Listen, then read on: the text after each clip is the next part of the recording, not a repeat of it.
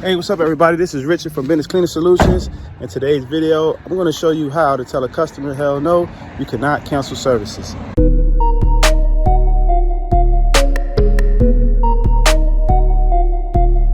All right, let's get right into it. What I want to do is, I'm going to give you some very valuable information in exchange for only thing I ask you to do is hit the like button, hit the subscribe button, hit the notification button so that when I do post other videos, you will be notified. But I'm going to give you some great information on how to tell a customer, hell no, you cannot cancel services. And the way I do it is by basically educating them. And so a lot of times customers don't know, right? What options do they have in a case where a change is made, right? In this case, what I'm talking about is COVID-19. Being that we are essential personnel doesn't mean that we can't be put out of business, right? So COVID hits and customers are going out of business or they're having to close down. And what they want to do is they want to cancel services. So what this is going to do is this is going to basically give you some insight and some options for that customer. This is what I do. This is what I use whenever there's a change in the agreement. And what I'm going to do is in this presentation, I'm going to actually show you a quick couple examples of that. All right, I'm not going to be long. I'm not going to draw this thing out. I'm going to try to be as smooth as possible so we can go on about our day. All right, so define an addendum. A contract addendum is an agreed upon addition signed by all parties to the original contract. It details specific terms, clauses, sections, and definitions to be changed in the original contract, but otherwise leaves it in full force and effect. So you have the contract and then you have a change, right? And in that change, you want to add an addendum. But in the change, we don't want to reconstruct the whole contract. We're just going to reconstruct the small changes in that contract. All right, so this is exactly what an addendum is. All right. When to use an addendum, basically. We want to use these when there's a change in the terms of payment, modifying service while leaving the rest of the contract intact, adjusting a date or extending a deadline, terms, conditions aren't working out for either party, adding or removing a clause, experiencing an emergency that requires immediate action. So this is exactly what I thought of when I had a customer call me and say, hey, listen, Richard, what is going on is we're laying people off, and unfortunately we're gonna have to cancel services, right?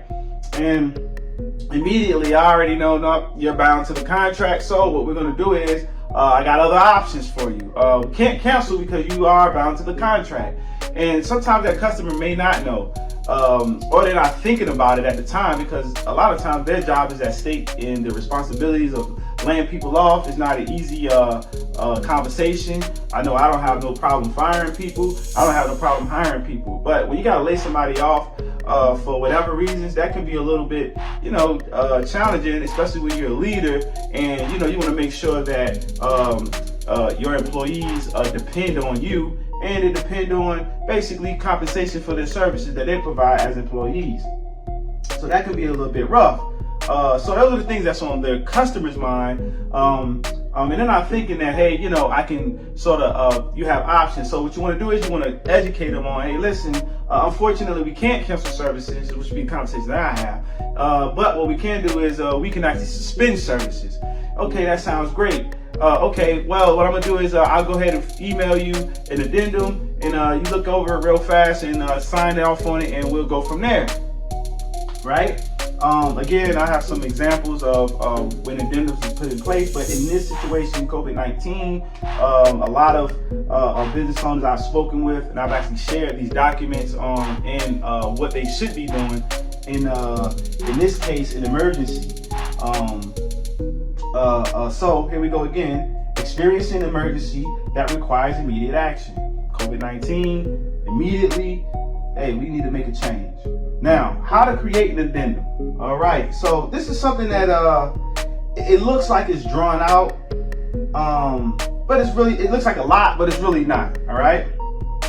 So use the same font, margins, and style used in the original contract. Reference the original contract by name and date. Name the parties to the contract. indicate the addendum's effective date, concisely but clearly describe the desired changes, note the date that you are adding the addendum, add a concluding paragraph to ensure the addendum cannot be altered, add in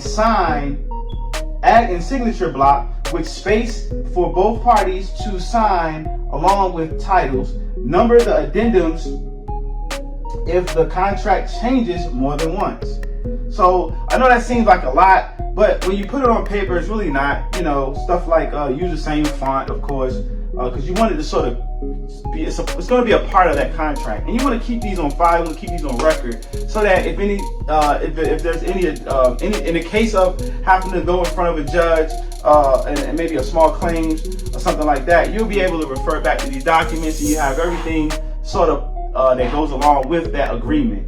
For an example, these are actually both of these are mine, and I'm going to look at the screen because it's kind of hard for me to actually see this screen here that I'm looking at. I would have to like squish my eyes and some reflection bouncing back, sort of throwing me off, and the words are smaller. So this is basically, I'm going to give you two examples real fast. This was an actual addendum that I put in place, which was actually for COVID, right? And this is the actual customer that I was just speaking in reference to. So we have of course, the letterhead, the font's going to look just like the contract. Then we have basically all our information, which is the date, the customer's name, the company, the address, zip code, and all that good stuff, the account number, right? And then we have our paragraph, right? Addendum to service agreement. What is the service agreement? Paragraph 1 of our janitorial service agreement, dated 8/1/2018, which is when services started, right? It is hereby amended and to include the following changes in the service areas. So with that small pieces, it's going to be here too. I'm just going to go over both of these, but I'm going to sort of go over this piece first, and then I'm going to jump right into the description of what the changes are in that one. So paragraph 1 is basically saying that, hey, this is the agreement right here for our contract, basically. All right, just a quick description of it, right? Of the date that the contract started. What are we changing? Description of changes. Service will go into suspension effective April 6, 2020 due to COVID-19 at the customer's request until business hours and dates resume normal operations. All suspended services days will be added to the back end of the service agreement, right? Here we go again with how to construct it. The owner, CEO, my signature goes here. The customer signatures go there. The date, effective change date, which is still here, April 6th, goes there.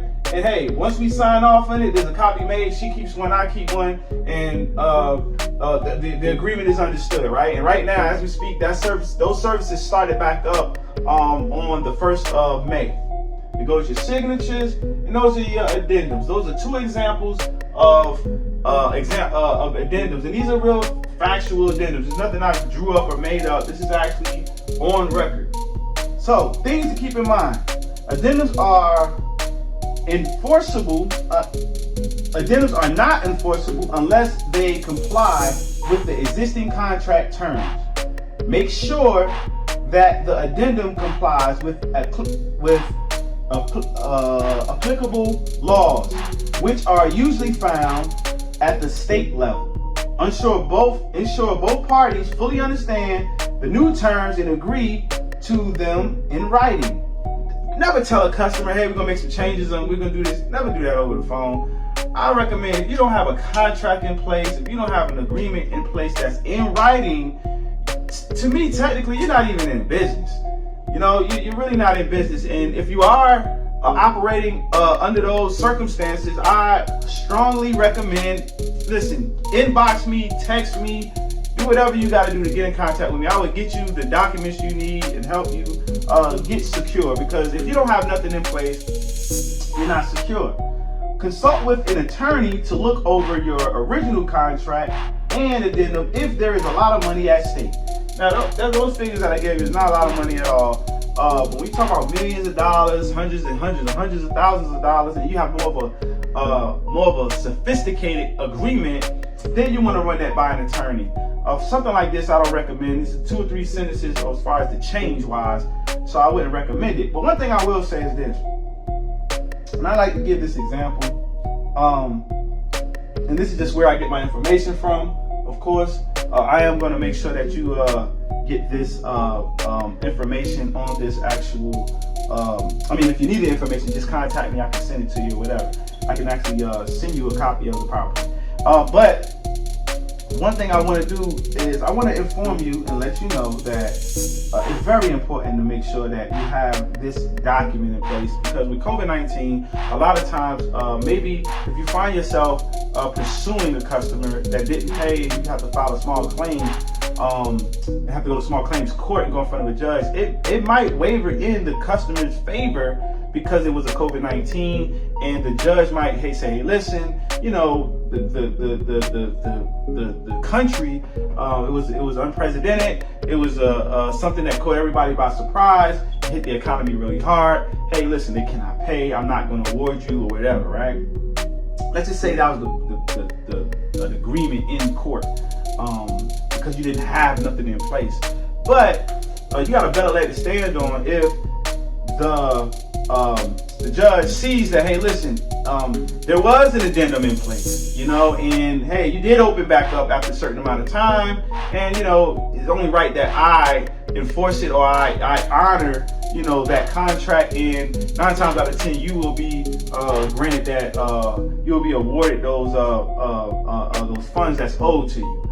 Let's just say, for instance, that the customer doesn't want to sign it, right? This is why you send this through an email. That customer don't want to sign it, and they don't sign. They say, hey, look, I want my key back or whatever. They just can't breach the contract. You actually made attempts and gave that customer options. So the judge may look at that and say, well, hey, listen, you know, he did reach out, or she did reach out, she did put something in place, or he did put something in place, understanding that, hey, listen, you know, there is a contract in place, and I do understand that you got to shut down, and I do understand that business is closed and the United States is under this whole pandemic, but at the same time, he offered you an option, and I looked at this is pretty sort of clean cut and dry, and you know, you failed to sort of sign it, and you went on about your business, you never, you know, then you might have a better leg to stand on. So again, consult with your attorney in these type of situations. If you don't have nothing in place, it's not too late. You still can call a customer and say, hey, listen, I know you still shut down. It's been over a certain amount of days, or it's been over a couple of months. I just want to make sure that we still locked in. I'm going to go ahead and send you an addendum to add on to that contract. So with all that being said, I hope that this helps you. Again, hit the like, share, subscribe, hit that notification button. Any more videos, any questions, if I can help, please let me know in the comments below, or hit me in the comment section on my Facebook, or wherever you can contact me as far as any of those social media sites. And I don't got no problem answering those questions. With that being said, peace.